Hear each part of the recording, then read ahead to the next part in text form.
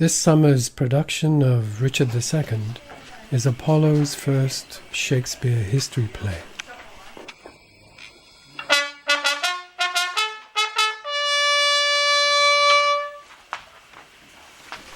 But how do we connect to a time in history so long ago and far away? The origin of the word history is from ancient Greek. Historia means story, which in turn comes from the root of the word histor, a wise man. We naturally listen to stories. Stories feed essence. As a child, the seed-like Nine of Hearts learns about the difficulties of life and the lessons of transformation through stories, myths, legends.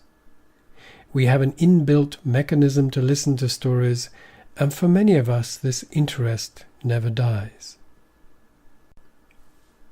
Shakespeare's history plays retell the story of the hero's steward, a theme central to many stories. His history plays are esoteric works.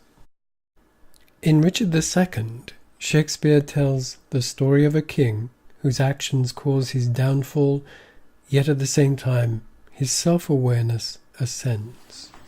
Now look, start to look up, and you come. Stand all apart, and show fair duty to the royal king.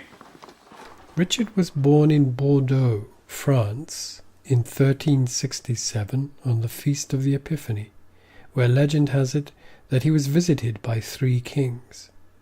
He became king at the age of 10. He was deposed 22 years later, and he died at the age of 33. He is the first English king whose portrait is true to life because he made a point of promoting his self-image. Richard saw himself as a divine king. The king has 2 bodies, natural and supernatural, both with their own qualities. The king is immortal, ageless, and incapable of doing or thinking wrong. This concept of 2 natures in one comes from the story of Christ and the question of whether Jesus was a man or a god. In the Gospel of St. John, Jesus says, "I and the Father are one." This coexistence of the human and the divine inside one person was not easy to comprehend, and the Christian Church quarreled over this for centuries. I guess we each outline each other. Okay, so now do we have the full company here? Which is why Shakespeare chose Richard II as a subject for a play. All of the action of the play, and indeed in many of the history plays, focuses on a family at war with itself. In Shakespeare's time, everyone knew the family tree of the king. Everyone also knew that Richard had ordered the death of his uncle Thomas because he had led a group of nobles that opposed Richard's rule and reduced his power.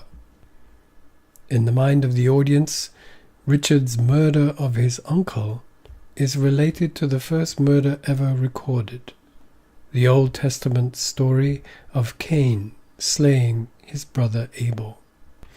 Richard loved imagery and symbols, and he designed and adopted the sign of the white hart to represent himself. A cave drawing from around 13,000 BC shows a drawing of a half-man, half-stag. It's been called the first depiction of a deity on earth. Here is Zeus, Amun, outside the Galleria, a classical representation of the Egyptian god Amun. In Greece, there is the iconic image of a man bearing a ram. And Christianity adopted the symbol as well, in the parable of the Good Shepherd. Richard therefore adopted an ancient symbol of the divine station between heaven and earth. However, the age of kings is over. The symbol of a man both regent over his own domain and a servant of a higher has become formatory. A new age, the age of rights for the common man, emphasizes the simple essence nature of a human being. And higher forces underscore this in our summer festival, with the Shakespeare drama of a king and Beethoven's Ode to Joy that celebrates the democratic enlightenment.